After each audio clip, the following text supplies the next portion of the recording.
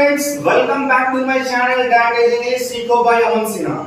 हम लोगों ने अपने 60 डेज की एक जर्नी स्टार्ट की थी जहां पर हम लोग 60 रूल्स को सीखने वाले थे। उसका आज तीसरा दिन है।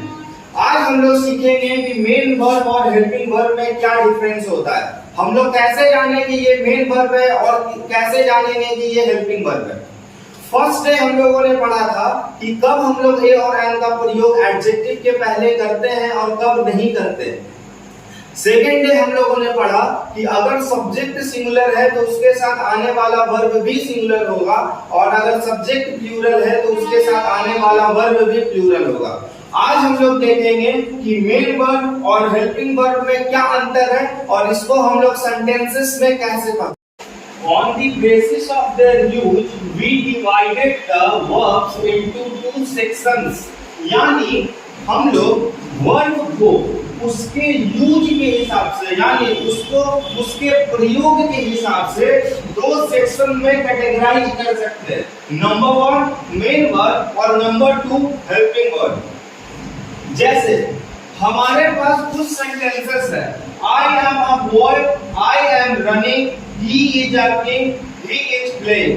यानी मैं एक लड़का हूँ, I am running यानी मैं दौड़ रहा हूँ, he is a king वह एक राजा है, he is playing वह खेल रहा है।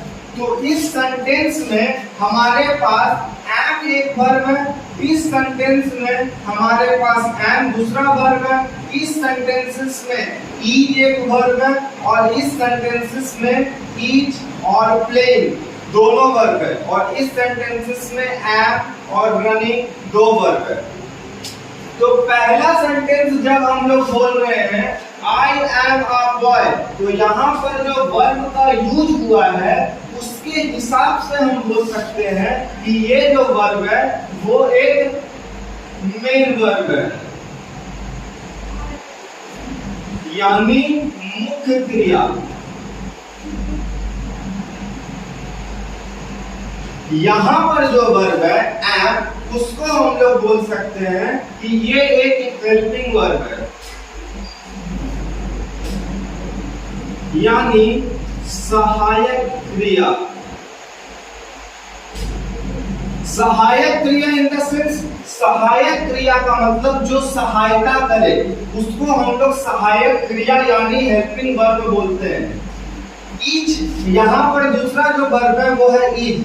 इज भी यहाँ पर कौन सा वर्ब है? इज भी यहाँ पर मेन वर्ब है यानी मुख्य क्रिया। यहाँ पर जो इज है ये हेल्पिंग वर्ब है और ये जो प्लेइंग है ये मेन वर्ब है यानी मुख्य क्रिया। तो मैंने कैसे बताया कि ये जो am है वो मेन वर्ब है, ये जो am है एक हेल्पिंग वर्ब है, ये जो is है एक मेन वर्ब है, ये जो is है एक हेल्पिंग वर्ब है और ये प्लेइंग और रनिंग जो है वो मेन वर्ब है। हम देख सकते हैं कि दोनों जगह सेम वर्ब है लेकिन एक जगह मेन वर्ब है और एक जगह हेल्पिंग वर्ब है। यहाँ भी इज है और यहाँ भी इज है, दोनों जगह सेम वर्ब है लेकिन एक जगह मेन वर्ब है और दूसरा जगह हेल्पिंग वर्ब है। तो आइए हम लोग देखते हैं कि कैसे हम लोग सेंटेंसेस में पहचानेंगे कि जो हम वर्ब यूज कर रहे हैं वो मेन वर्ब है कि helping verb. The verb which is of main importance in the sentence is called main verb. A helping verb is one which helps the main verb in the sentence. अब हम देखने वाले हैं कि main verb क्या होता है और हेल्पिंग वर्ब क्या होता है। तो मैंने बोला the verb which is of main importance यानी ऐसा वर्ब जिसका किसी सेंटेंस में मेन इंपॉर्टेंस हो यानी वही वर्ब उस सेंटेंस में मेन यानी असली क्रिया का काम करेगा। जैसे I read, I am reading, she goes, I am ready. तो यहाँ पर जो रीड है यानी पढ़ना, यहाँ पर जो रीडिंग है यानी पढ़ रहे हैं, यहाँ पर जो गोज है और यहाँ पर जो रेडी है वो एक मेन वर्ब है। लेकिन a helping verb is one which helps the main verb in the sentence. Helping verb क्या होता है? जो किसी मेन वर्ब का सहायता करे। हेल्पिंग वर्ब का मतलब ही होता है सहायक क्रिया, यानी सहायता करने वाला क्रिया। तो एक सेंटेंस में अगर हेल्पिंग वर्ब आ रहा है तो जाहिर सी बात है कि वो हेल्पिंग वर्ब किसका हेल्प करेगा? मेन वर्ब का हेल्प करेगा। तो ऐसा क्रिया जो मेन वर्ब का हेल्प करे वो हेल्पिंग वर्ब कहलाता है। और ऐसा क्रिया जो किसी सेंटेंस में एक मेन इंपॉर्टेंस रखता है, जैसे हम बोल रहे हैं आई रीड, तो रीड का मतलब होता है पढ़ना। तो इसके अलावा इस सेंटेंस में कोई भी वर्ब नहीं है। आई एम रीडिंग का मतलब मैं पढ़ रहा हूं। तो यहाँ पर दो वर्ब है, एम भी वर्ब है और रीडिंग भी वर्ब है। लेकिन रीडिंग जो है वो एक मेन इंपॉर्टेंस रख रहा है। कैसे? क्योंकि मैं पढ़ रहा हूँ, एक्शन के बारे में बता कौन रहा है? तो ये शब्द बता रहा है, इसलिए रीडिंग क्या है? एक मेन वर्ब है। सी गोज, वह जाती है, तो यहाँ पर जो गोज है वो मेन वर्ब है। आई एम रेडी, मैं तैयार हूँ, तो यहाँ पर जो रेडी है वो मेन वर्ब है। और यहाँ पे इस हेल्पिंग वर्ब का हम लोग एग्जांपल देखते हैं, जैसे आई एम रीडिंग, मैं पढ़ रहा हूँ। सी कैन डू, वह कर सकती है। ही इज प्लेइंग, वह खेल रही है। तो यहाँ पर जो रीडिंग है वो मेन वर्ब है और इसका जो मदद कर रहा है एम, वो हेल्पिंग वर्ब है। यहाँ पर हम देख सकते हैं डू का मतलब होता है करना, तो डू जो है वो हो गया मेन वर्ब और जो मेन वर्ब का मदद कर रहा है कैन, वो हो गया हेल्पिंग वर्ब। यहाँ पर हम देख रहे हैं प्लेइंग जो है वो मेन वर्ब है और जो प्लेइंग का मदद कर रहा है इज, वो क्या हो जाएगा? हेल्पिंग वर्ब हो जाएगा। तो हेल्पिंग वर्ब की संख्या 24 होती है, यानी पूरे ग्रामर में जो हेल्पिंग वर्ब होगा उसका संख्या 24 होता है। जैसे is, am, are, was, were, do, did, does, has, have, had, should, would, may, might, can, could, must, ought to, used to, need, dare, will and shall।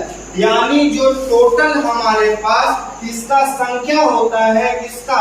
Helping verb का, वो 24 होता है। कौन कौन? Is, am, are, was, were, has, have, had, do, did, does, was, should, would, may, might, can, could, यानी जितने भी modals होते हैं और उनके अलावा जो ऊपर में जो लिखा हुआ हेल्पिंग वर्ब है वो सब टोटल मिला करके जो हेल्पिंग वर्ब की संख्या पूरे ग्रामर में होती है वो 24 होती है।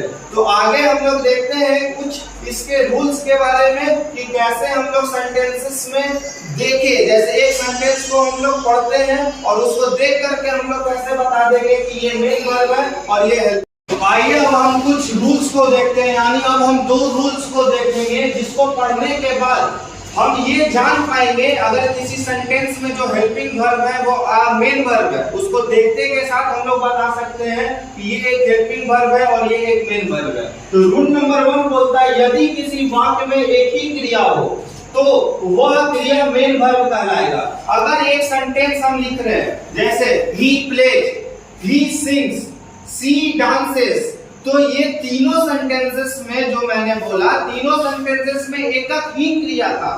बाकी दो सेंटेंस यहाँ पर जो लिखा हुआ है जैसे he has a car, she is ill, तो यहाँ पर जो हैज एक वर्ब है और इज एक वर्ब है। लेकिन कुछ देर पहले हम लोगों ने पढ़ा कि हैज और इज जो होता है वो हेल्पिंग वर्ब के कैटेगरी में आता है, लेकिन यहाँ पर ये मेन वर्ब का काम करेगा। क्यों? क्योंकि इस सेंटेंस में मात्र एक ही वर्ब है, वो है एज। तो अगर किसी सेंटेंस में बस एक ही वर्ब आता है तो वो वर्ब मेन वर्ब के कैटेगरी में हो जाता है, चाहे वो हेल्पिंग वर्ब ही क्यों ना हो। दूसरे सेंटेंस में सी इज इल, यहाँ पे इज जो है वो हेल्पिंग वर्ब के अंदर में ही आता है, लेकिन यहाँ पर ये मेन वर्ब का काम कर रहा है। क्यों? क्योंकि रूल के अकॉर्डिंग अगर कोई वाक्य में बस एक ही क्रिया का यूज होता है, एक ही वर्ब का यूज होता है, तो वो क्रिया जो है वो मेन वर्ब के अंडर में काउंट किया जाता है। रूल नंबर 2 बोलता है यदि किसी वाक्य में दो क्रिया हो तो अंतिम वाला क्रिया मेन वर्ब कहलाएगा। यानी अगर किसी सेंटेंस में दो वर्ब है या दो से ज्यादा भी वर्ब है तो अंतिम वाला यानी लास्ट वाला जो वर्ब होगा वो मेन वर्ब कहलाएगा। जैसे I have been reading a book since 1999, तो यहां पर मैंने 3 वर्ब बोला, हैव, बीन, रीडिंग। तो have helping verb, been helping verb, लेकिन रीडिंग मेन वर्ब। क्यों? क्योंकि ये रूल नंबर 2 बोलता है कि यदि किसी वाक्य में 2 क्रिया हो या 2 से ज्यादा भी क्रिया हो तो अंतिम वाला क्रिया मेन वर्ब कहलाता है। तो हैव बीन रीडिंग, जो मैंने 3 वर्ब का यूज किया था, इसमें हैव भी वर्ब है, बीन भी वर्ब है, रीडिंग भी वर्ब है, लेकिन अंतिम यानी लास्ट वाला वर्ब कौन है? रीडिंग। तो रीडिंग मेन वर्ब होगा और ये दोनों जो होगा वो हेल्पिंग वर्ब होगा। उसी तरह से ही इज रनिंग, यहां भी इज वर्ब है और रनिंग भी वर्ब है, लेकिन लास्ट वाला वर्ब कौन है? रनिंग। क्योंकि ये भी वर्ब ये भी वर्ब, ये पहला वर्ब ये दूसरा वर्ब, इसमें 2 ही वर्ब है, तो लास्ट वाला वर्ब कौन? रनिंग। तो रनिंग क्या हो जाएगा? Main verb. और पहला वाला वर्ब क्या हो जाएगा? Helping verb. जो मेन वर्ब के पहले आए हेल्पिंग वर्ब। सी जम्प्स यानी मात्र यहाँ पर एक ही वर्ब है, तो एक ही वर्ब है और हेल्पिंग वर्ब है ही नहीं। एक ही वर्ब होगा तभी भी वो किसका वर्ब ही कहलाएगा। ठीक है, अगला जो एग्जांपल है सी इज प्लेइंग, यहाँ भी 2 वर्ब है, इज और प्लेइंग। तो पहला वाला जो वर्ब है वो क्या होगा? हेल्पिंग वर्ब, और दूसरा वाला वर्ब जो होगा वो होगा मेन वर्ब। क्योंकि अगर किसी सेंटेंस में 2 या 2 से ज्यादा वर्ब यानी क्रिया का प्रयोग होता है तो जो लास्ट वाला जो वर्ब होता है उसी को हम लोग मेन वर्ब बोलते हैं और उसके पहले वाले वर्ब को हम लोग हेल्पिंग वर्ब यानी सहायक क्रिया बोलते हैं। ही इज बोस्टिंग, बोस्ट का मतलब होता है डिग हाँकना। जैसे मेरे पास कुछ नहीं है, एक घर है और हम बोल रहे हैं कि मेरे पास 5 घर, 5 बंगला, 5 गाड़ी और खाने के लिए कुछ नहीं। तो बोस्टिंग का मतलब होता है डिंग हाँकना, यानी ही इज बोस्टिंग, वो डिंग हाँक रहा है। तो यहाँ पर 2 वर्ब है, इज भी एक वर्ब है और बोस्टिंग भी एक वर्ब है। लेकिन हमारे रूल्स के अनुसार अगर सेंटेंस में 2 या 2 से ज्यादा वर्ब हो तो जो अंतिम वाला वर्ब होता है वही मेन वर्ब होता है। तो यहाँ पर 2 वर्ब है तो लास्ट वाला वर्ब कौन सा हो जाएगा? बोस्टिंग। तो ये हो गया मेन वर्ब और ये हो गया हेल्पिंग वर्ब। सो हम आशा करते हैं कि आपको ये वीडियो समझ में आया होगा और आप इस वीडियो से कुछ ना कुछ सीखे होंगे और आपको ये वीडियो बहुत ही ज्यादा वर्ब को समझने में और हेल्पिंग वर्ब और मेन वर्ब को सेंटेंस के अंदर बताने में और समझने में मदद करेगी। तो हमारे साथ बने रहने के लिए बहुत बहुत धन्यवाद। जय हिंद, भारत माता की जय।